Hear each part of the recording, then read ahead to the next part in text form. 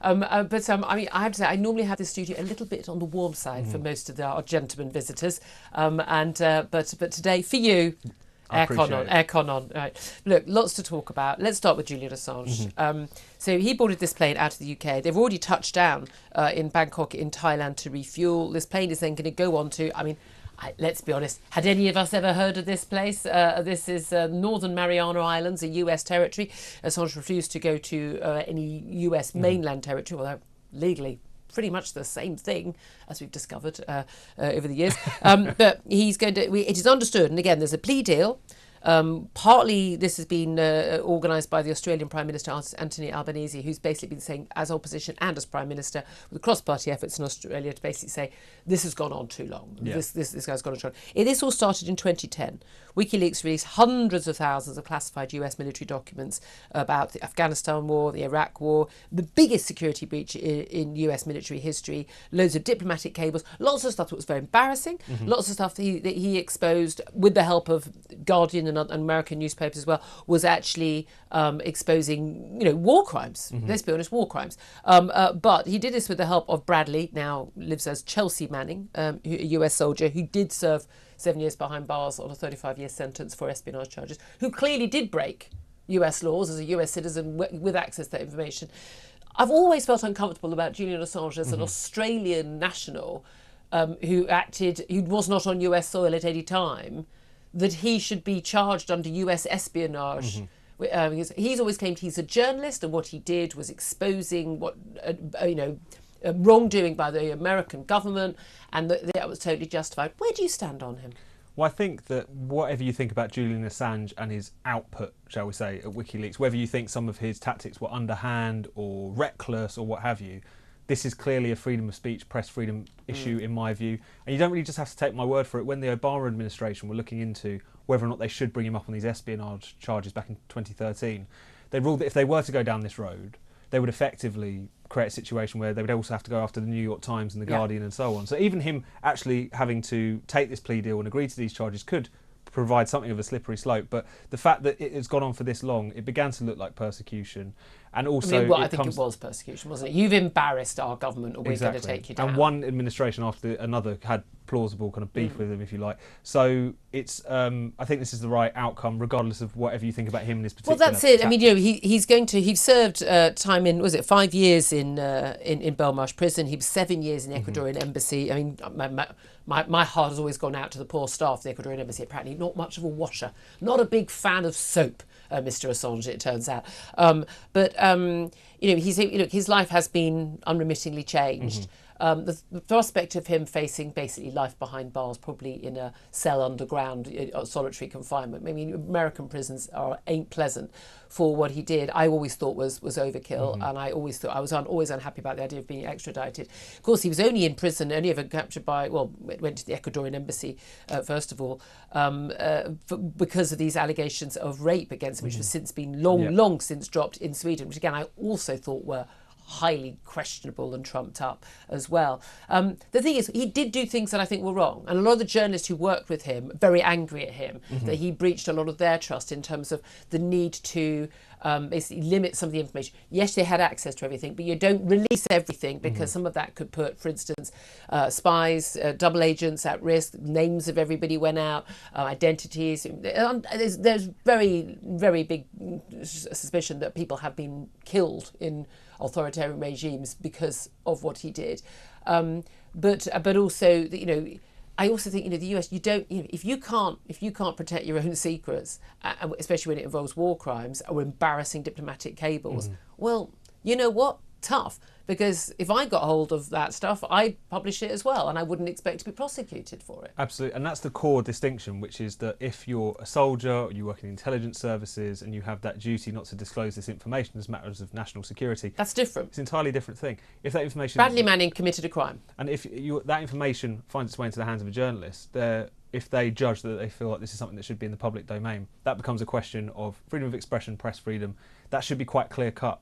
And yes, people could criticise, people could lambast him even for some of the things around the edges, some of the individual decisions he's taken. He's also quite a strange kind of conspiratorial figure in many respects.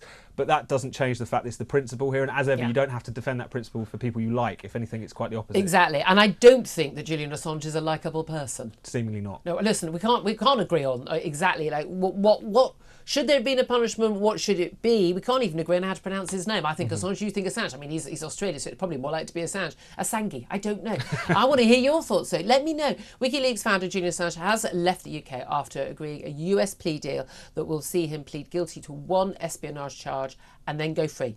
Was this the right decision by him to take the plea bargain? It hasn't actually happened yet in the court. They're obviously his family and friends giving interviews and saying, well, you know, we're not sure yet. I want to know, was it the right decision for the US government? Was it the right decision from us to let him go?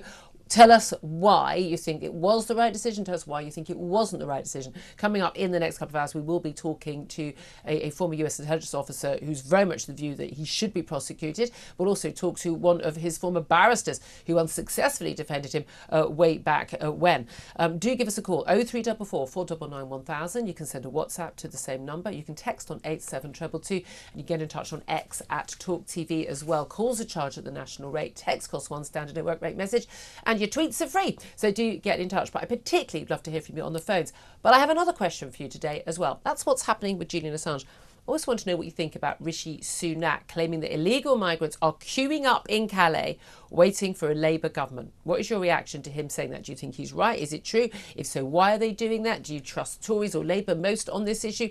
Give us a call, same number, 0344 499 1000. We'll get to all your messages on both of those stories coming up. But let's put that to Tom. Migrants in France waiting for a Labour government, queuing up. Rishi Sunak last night warned that the Starmer government would let them off, out on the streets. This, by the way, when we hit record numbers of channel migrants so far this year.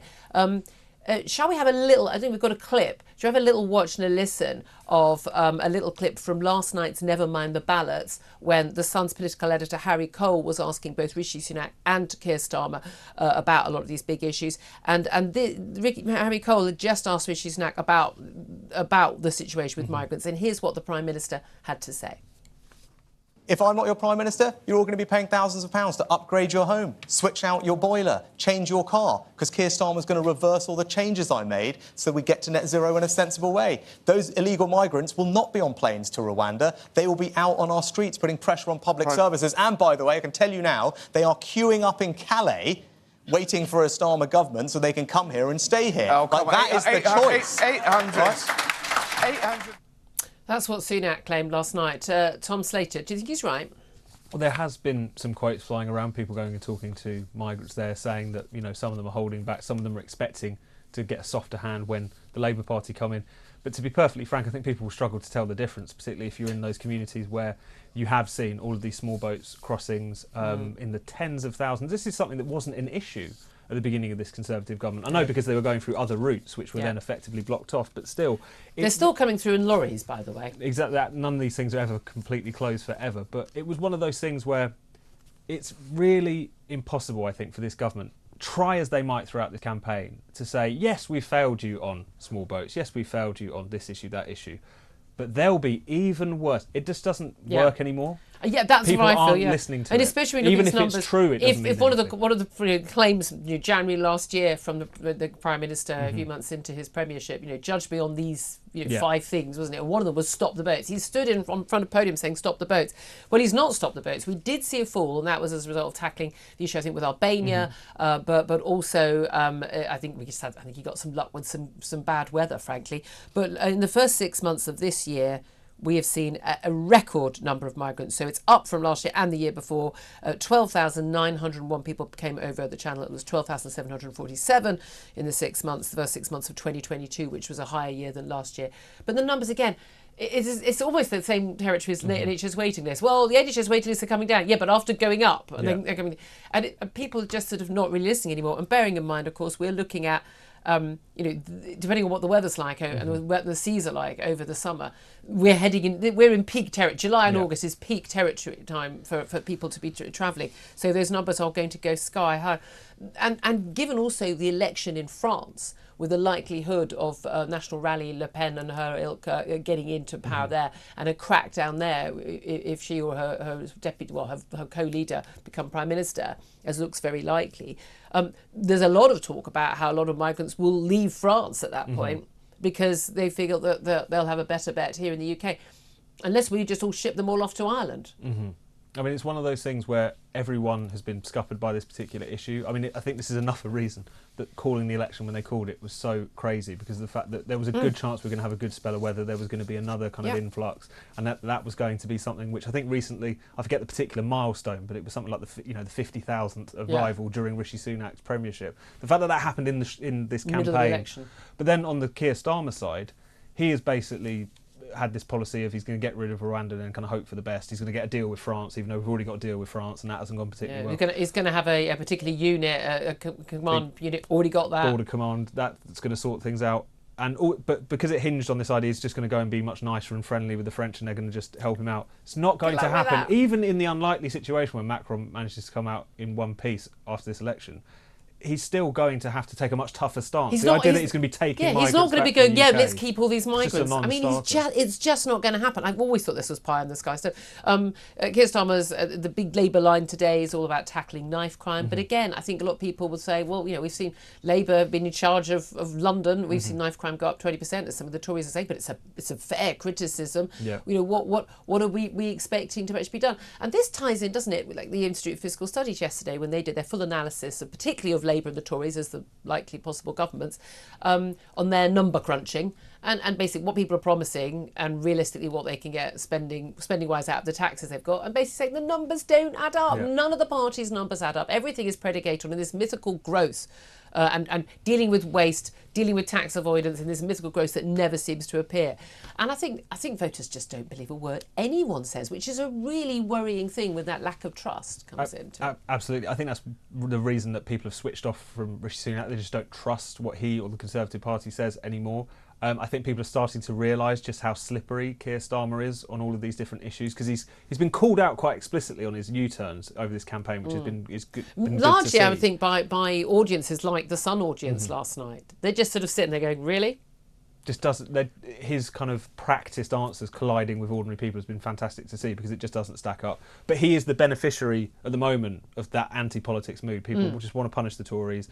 They've kind of resigned themselves to a Labour victory, it feels like. Maybe a little bit of discomfort about the size of that majority, but still. But at the same time, the idea that Keir Starmer is riding in on a new wave of hope, change, trust, it's not there at all. And it could come unstuck quite quickly, I think. Yeah, I think it's going to be fascinating to watch, actually, I have to say, if the polls are right. Well, let's talk about, I want to talk about another Labour policy, but also talk about where we are with Tories and this betting scandal. And it is a scandal. It really is very, very, very shocking. I just want to read... I think I won't read the name of the candidate, because then you have to read the constituency they are. But a candidate who was well known as a rower, who is standing as a Tory candidate, he issued a social media video, not even like as just a statement or off the cuff remark that was taped, talking about the betting scandal. But it says, 2 weeks out from the Olympics, if we're competing against the Conservative Party, my teammates and I would be saying they are a shower of something. And if one of my teammates got caught for cheating, they'd be dead to me. That abuse of trust is unforgivable. That's from a Tory candidate, for God's sake. Now, the latest on all this is not only have we got 2 Tory candidates and 2 Tory aides who are apparently accused of having placed bets with inside information. Otherwise it's not an issue, is it? Now, it's not necessarily illegal, but it's certainly unethical. I think anyone who would think, the accusation that one of these candidates or aides has placed dozens of different bets in different places or different come on, that's a giveaway. You knew what you were doing was wrong. That is one of the candidates has admitted that he has placed a bet. So at least one. None of them have been suspended. Apparently the Prime Minister is furious, but hasn't done anything about it other than these aides have taken a period of leave. We know that a Metropolitan Police officer has been suspended and is being investigated by the Gambling Commission and by the Met Police as well. He's a close security officer to the Prime Minister. And now reports are claiming that a further 5 police officers are currently also under investigation by the Gambling Commission. This is extraordinary, the number of people who are involved in this. Now, they're allegations. We don't know We don't know whether people have actually done this, other than the one candidate who said he has. What do you make of this scandal? I mean, is it it's not a massive, they've not been swindling millions of pounds out of voters. I get that, but it's tacky as hell, isn't it? It is, and I think it's one of those things where, to be brutally frank, I think a lot of voters, it's the sort of thing they suspect politicians and the people around them to get up to. Yeah. To be honest, I'm sure this isn't the first time that this has happened. Call me a cynic. But it's certainly the first time that it's come to public consciousness. And I think it's one of those things where it's just added to that general sort of stench of corruption, and just being completely... Looking after your own. And even if some of that's unfair, you're talking about police protection officers who Rishi Sunak has no direct control over. He can't watch his aides all the time. But at the same time, part of the job of a police protection officer is to keep stum about everything you hear and see. Absolutely. But it's difficult. I guess what I'm saying is, in terms of how that reflects on Rishi Sunak, is a bit more complicated. But I think it just adds to the general sense that this government has had its day, and it's kind of given up on... It's inept as well as anything else. Like the fact that your own campaign director, your own sort of head data guy were involved in this, not thinking, if this got out, this could be bad news for the campaign that we're running. Yeah. Even that's quite striking, I think. It is. I just find the lack of judgment, but I think that explains everything around the campaign so far, choosing the date of the election, bringing it forward so soon, leaving D-Day early, explains everything. Just a completely incompetent... Maybe they didn't take that umbrella out to him in the rain because they were busy scrolling the William Hill app or something. Exactly. I was going to forgot even about that. The rain. Meanwhile, again, something which I find absolutely extraordinary. Labour say they will ban conversion therapy. Now, this is gay conversion. Please be about gay conversion therapy. Now, this has been an issue in America where you've got extreme evangelical Christians where people have, they get, electric shocks and it's basically pray the gay out sort of thing. It is actually a thing there. It's not a thing here. It's never been a thing, never likely to be a thing. It's not an issue in this country. No one is doing it. I don't think anyone's ever been, accused of doing it in this country. It's not an issue. But, everyone jumping on the bandwagon having this. But there was concern why the reason why the Tory government didn't go ahead with this, despite some people pushing for it, again, the trans women or women woke brigade in the Tories, is because that this could have implications for dealing with trans people. So, in particular... a therapist saying, or a parent taking their child to a therapist who says to a child who believes they've been born in the wrong body, which they have not been because that's not possible, telling them that, well, no, there are only two genders, you're born one or the other and that's it. We don't think that's the issue. We think maybe you have other mental issues. Maybe you're gay, or maybe you have autism, or many various other things identified in the Hilary Cass review of the Tavistock. That actually a huge number of the children who are being told that they are trans, being affirmed as trans, are actually confused young gay children, particularly young lesbians, or children with massively high rates of autism among these children, and other mental health issues, victims of abuse and things like that. But basically taking them to a therapist who suggests even any of this, that could be a criminal offence under this law. Warnings have been made by Hilary Cass and others, but Labour say they're going to go ahead anyway. I really don't understand it, not least because of the fact that it did feel like Labour were at least trying to look like they were drawing a line under this issue. And then the last 2 days of stories have all been about this. They said they accepted the Cass review and all of its findings. There were some mention of the issue of the quote-unquote trans-inclusive ban on conversion therapy in there because of all the reasons that you say. It's worth pointing out, because of that point about the vast majority of kids who show up at these gender clinics are gay or bisexual, or grow up to be gay or bisexual.